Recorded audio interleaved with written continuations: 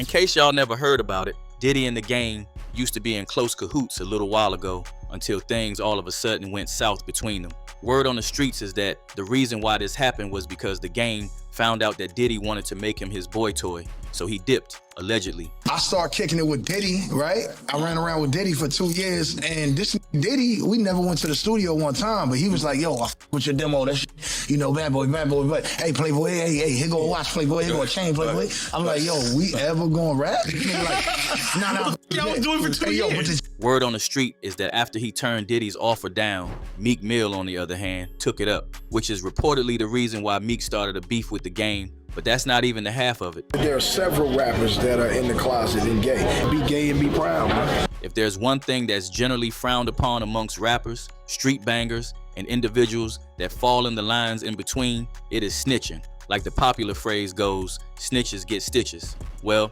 this isn't just a phrase on the streets, and that's how the beef between Meek Mill and The Game started out on paper. Let's take it back to September 2016. The Game and Meek Mill were out partying at a nightclub in Los Angeles, during which The Game sent a bottle of rosé over to Meek Mill's table and warned him to be careful and to leave the party early because people were getting mugged in the city. On that note, Meek took to the advice and left the club early, only for a couple minutes to go by, and Sean Kingston, who was also in attendance at the party, got robbed of his jewelry and also caught a couple of beatings. Now, in an attempt to at least get his jewelry back, Kingston called on Meek, assuming that he knew something about what went down the night before. This is where the situation gets messy, because instead of Meek just saying that he was notified of the situation too and knew nothing much about it, he outrightly claimed that the robbery was set up by The Game. The Game, feeling betrayed by Meek after simply offering him a friendly warning,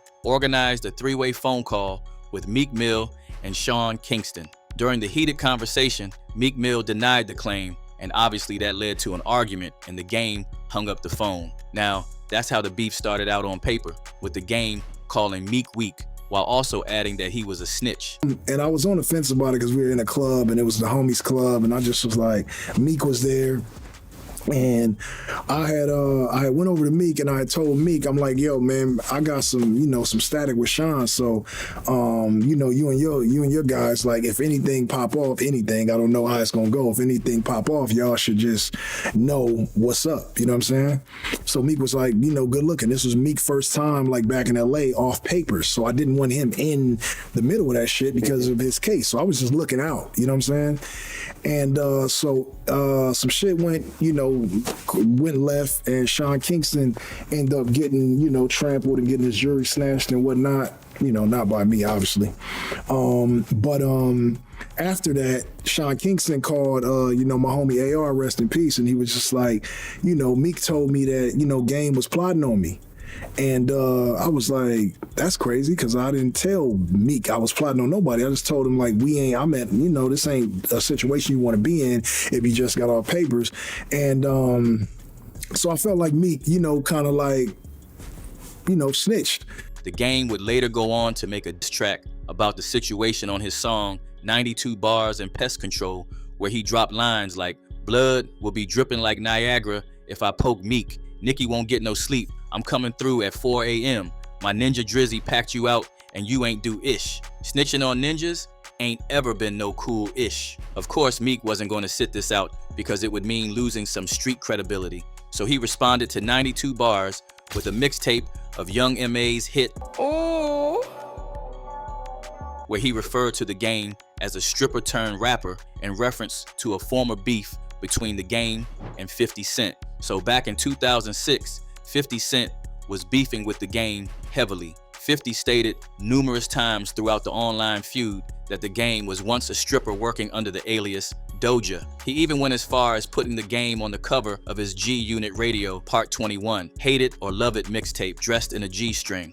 Many believe that the image was photoshopped, but that didn't stop the internet from trolling. At that point, 50 made it a note that beefing with him would only end up in defeat, and we have seen that in recent times with his new documentary about Diddy. Talk to me. Hey, man, it's like, I don't want it to seem like I'm capping because you my brother and this. Yeah. Give it to me real. I want to know how my work here. I spent half my life dedicated to a bottle of Henny. You know what I'm saying? And it's like, you know, when I'm in the club and I'm on my Ciroc and I'm on my Deleon and I ain't bringing out no 50 would come on. We leaving 50 on. This is love. Yeah, we love 50. Now, speaking of Diddy and The Game, back in the day, both of them used to be super tight, so much that The Game was hoping to get signed under Diddy's Bad Boys record label. However, that did not work out, and he eventually decided to work under Dr. Dre.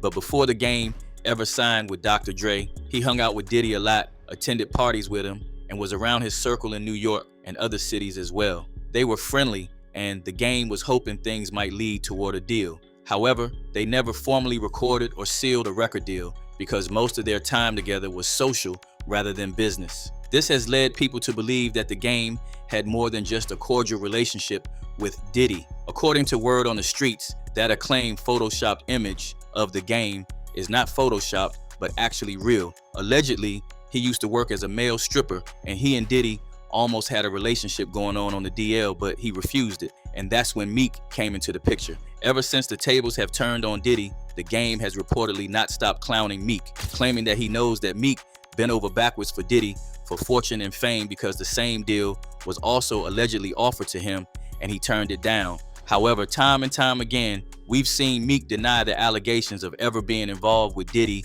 in that type of way, but nobody's buying it because not only is there that video leak of Diddy and Meek allegedly getting to it, which was, by the way, believed to have been recorded and leaked by Nicki Minaj. But in addition to that, when Diddy's former record producer, Lil Rod, filed a lawsuit against him, a redacted name appeared that makes reference to a Philly rapper who dated Nicki Minaj as one of Diddy's male partners. While Meek has repeatedly made public statements to deny these claims, the recent 50 Cent documentary is opening the topic up again. And this time, rumor has it that The Game is joining in to clown Meek, even though both of them already hashed their beef out a long time ago. I asked 50 about that.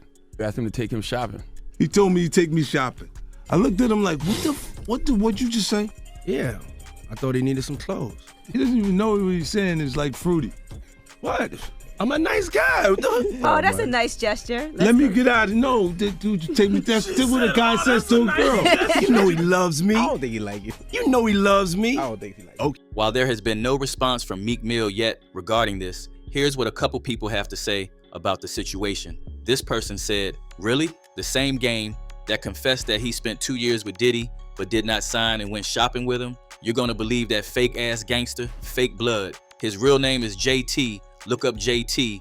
You'll see him in his most humble state. You'll see him before he became the Game G Unit. They're all gay since the late 2000s. Another person added, Nicki said it in her song back then. She said, I can tell you're in touch with your feminine side. And finally, a lot of rappers and Hollywood stars are gonna come out. They are all fruit pops. The Game ain't innocent either because he hung out with Diddy. The Game is fruity too. Right now, we would like to know what y'all think about this. Do you believe the hype that Meek might have actually had something to do with Diddy? And do you think that after all those years of partying with Diddy, The Game honestly turned Diddy's offer down? Let us know what you think down in the comments. Don't forget to hit that like and subscribe button and watch this next video because it is just as messy.